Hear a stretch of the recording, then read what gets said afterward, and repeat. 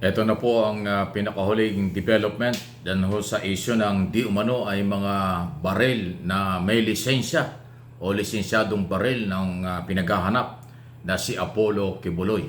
Kasi ang lumabas po ngayon galing sa Philippine National Police Headquarters, especially kay General Romel Marbil, ang PNP chief, na nasa kanya na palang opisina ang recommendation ng Firearm Exclusive Division o yung Departamento, Bureau o kung naman tawag dyan, na nag-i-issue ng mga firearms license for cancellation.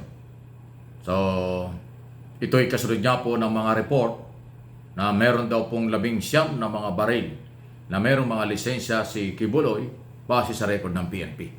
At kaya ito'y nirekomenda na cancelin ay dahil nga ho sa report na baka ginagamit ito ng di umano ay private army na nagbibigay ng proteksyon kay Kibuloy dahil alam naman natin na salusalungat ang warrant of arrest na ini-issue laban sa kanya.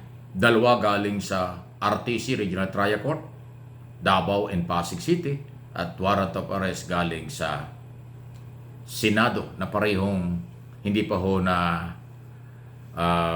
kakaroon ng katuparan kasi hindi raw makita ng PNP. Pero dahil may mga baril on record, kaya yan po ang issue na siya ay makansela. Kasi ganito po yan, pag na-cancel ang firearms license, magiging automatic yan, illegal na yung baril sa oras na makansela yan. At pagka illegal at nakumpiska sa kanya o kahit na sino, na mga tao niya nagdadala ng baril na yan, illegal possession of firearms na magiging kaso. Dagdag na problema yan. Mapipilitan silang isurrender kahit kung hindi, kakasuhan sila. At kung yan naman ay ginagamit dahil sa kanyang pagtatago o kung ano man, hindi rin pwede yun. At mayroon ng authority ang ating PNP na yan ay kumpiskahin at makontrol ang sitwasyon kung ano man po ang kalagayan ngayon. So, well, wala tayong magagawa. Yan po ang mga batas na umiiral. Legal ang magpalisensya ng baril kung gagamitin mo sa tama bilang proteksyon at iba pa. Pero kung itong lisensyadong baril ay gagamitin sa illegal at posibleng gamitin para proteksyonan ng sarili dahil dun sa pag-aresto ng mga otoridad, bawal din yun. Kasi ang law enforcement agency ang siyang inutusan ng korte magpatupad ng warrant of arrest. At kung makikitang gagamitin itong baril na ito at gagamitin itong lisensya ng baril na ito para pamproteksyon laban sa mga arresting officer, ibang issue yan. May problema. Kaya kayo, sang-ayon ba kayo na i-cancela na ng tuluyan ang mga lisensya ng baril? Nasa opisina na po ng PNP Director General for approval na yan dahil may recommendation na. Okay? Ayan ho ang... Kung yung mga gunita, isa po si Senator Risa Ontiveros na chairman ng Committee on Women, Children and Family Protection na nag-issue ng warrant at siya rin ang nagsabi na kansilahin ang baril. Matapos ngang di umano ay may report na baka magamit ito bilang proteksyon ng nagtatago at hinahanap ng batas, Apollo Kibuloy. Ayan po yun. So tingnan natin. Baka umaksyon ng PNP dahil sa panawagan ng senador at tigit sa lahat ng mga social media katulad natin na nauna nagtalakay tungkol dito. Wala naman personalan yan. Lang ho talaga eh. Kasi alam ko ang proseso dyan. Mahirap mag-apply para makakuha ka ng LTAP. Mahirap mag-apply bago ka makakuha ng firearms license. At pati ho yung PTC. Tatlo yan eh. LTAP, firearms license, at saka po yung PTC. Hindi ho basta-basta ibinamimigay yan. Marami hong proseso. Pagka meron kang sapat na kakayanan at kaalaman, pwede kang bigyan yan. Pero kung hindi at gusto mo lang, malabo. Diba? Pero di umano meron daw hong 19 na baril. So, tingnan natin kung ano ang mangyayari dito. Okay. Naku, nag-hearing na si Senador Robin Padilla. Inisan lang ho ito na mga sinasabi tungkol sa Committee on Mass Media, tungkol sa issue ng SMNI. Indefinite suspension na ginawa ng NTC.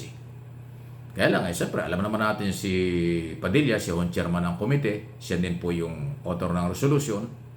So, alam naman na.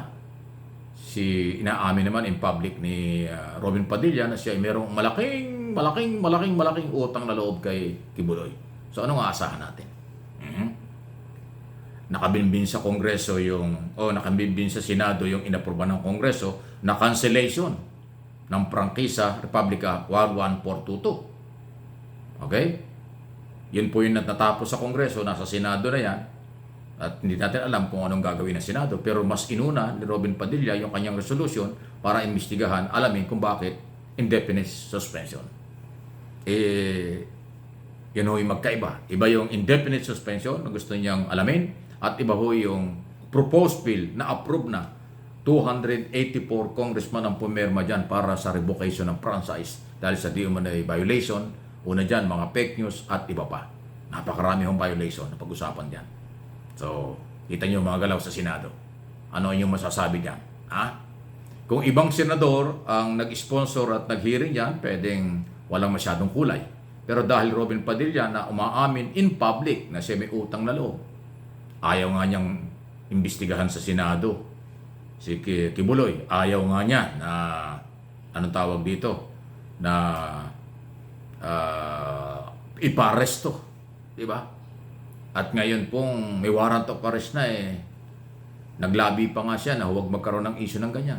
Pero hindi nakuha niya ang sapat na bilang na 8 senador. So mula from day one, talagang pumapabor siya kay Kibuloy. Tapos ngayon siya nag-iimbestiga yung kanyang komite. So bahala na kayo kung ano yung interpretation dyan. Akin lang kung pinapaliwanag sa inyo yung galaw ni Robin Padilla tungkol sa problema ng SMNI at ni Kibuloy dyan sa kanilang business na yan. So, siyempre, pinapaliwanag ng NTC ang kailang panig under the law kung ano ang kailang kapangyarihan para magsuspindi ng isang network, ng isang istasyon, ng TV o radyo dahil nga ho yan ay pribilehiyo. At kung minakitang violation, yun ang magiging basyan. Malino namang inutusan sila ng Kongreso. Isa yun. Dahil nga sa di umano'y fake news. Mayroong resolution ng Kongreso dyan. Sponsor dyan ay si Congresswoman Mix Nograles ng party list. Pangalawa, na-discover din ng NTC nung unang suspindihin nila ay merong local registration na nag-broadcast kahit under suspension. So, another violation. Nakapatong-patong kasi. At yan ay ni-expose yan at lalabas at lalabas yan.